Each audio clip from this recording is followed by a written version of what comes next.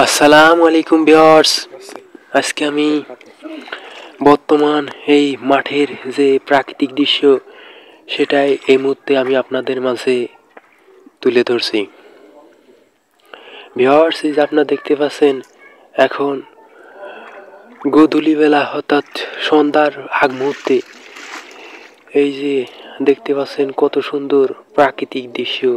মাঠ ঘাটে কচুরিপানার ফুল হয়েছে চারিদিকে।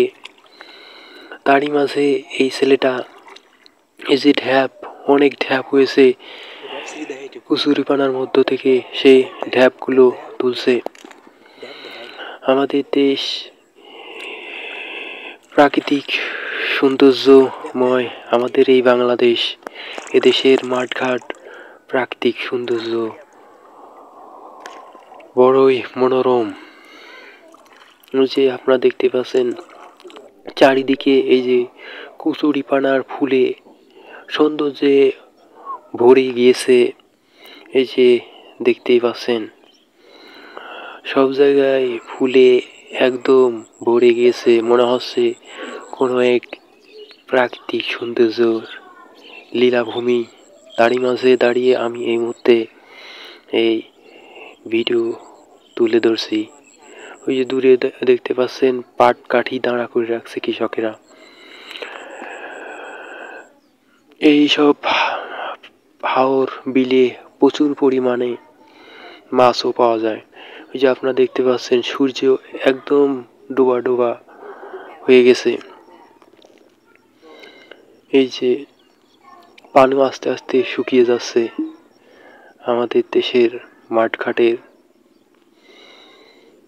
যে চারিদিকে পরিপূর্ণ সবুজে ভর্তি। এই যে এই ছেলেটা বিল থেকে পানি এনে পেঁয়াজের চারায় পানি দিচ্ছে। এই যে আপনারা দেখতেই পাচ্ছেন এখন কৃষকেরা অনেক কাজে ব্যস্ত থাকে তাদের পেঁয়াজ রসুন ফলানোর জন্য। এই যে দেখতে পাচ্ছেন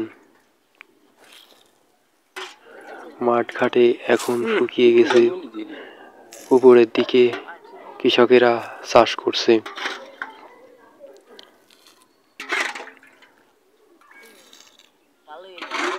তারই মাঝে এই যে কত সুন্দর ভর্তি মাঠ ঘাটের প্রাকৃতিক সৌন্দর্যে।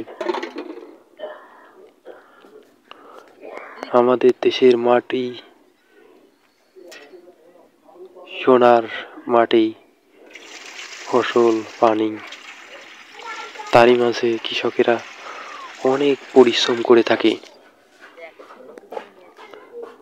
এই যে দেখতে পাচ্ছেন এখানে ছোট ছোট ওই যে হালি পেঁয়াজ এর চারা হয়ে গেছে। অনেক ভর্তি এই চারাগুলো লাগানোর পরেই বড় আকৃতির পেঁয়াজ হবে। এগুলো হতে আরো 1 মাস সময় লাগবে, তারপরে পেঁয়াজের বুইতে লাগানো হবে। ওই যে আপনারা দেখতেই পাচ্ছেন আমাদের দেশে 85% মানুষ কৃষিকাজ করে জীবিকা নির্বাহ করে। যে দেখতে পাচ্ছেন চারিদিকে পরিপূর্ণ মাঠঘাট ভর্তি আমাদের দেশের প্রাকৃতিক লীলাভূমি দেশ, আমাদের এই বাংলাদেশ অপরূপ সৌন্দর্যের লীলাভূমি আমাদের এই বাংলাদেশ।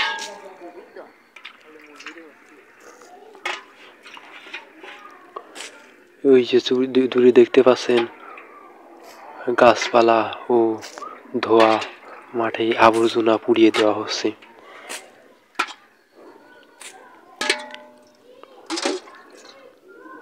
এই যে তো ভিউয়ার্স, সবাই ভালো থাকবেন। আমি নেক্সট ভিডিও ফিরবো অন্য কোনো মাঠের প্রাকৃতিক দৃশ্য বা ফসলের বিষয়ে আলোচনা নিয়ে। Wait and see for next video. আসসালামু আলাইকুম।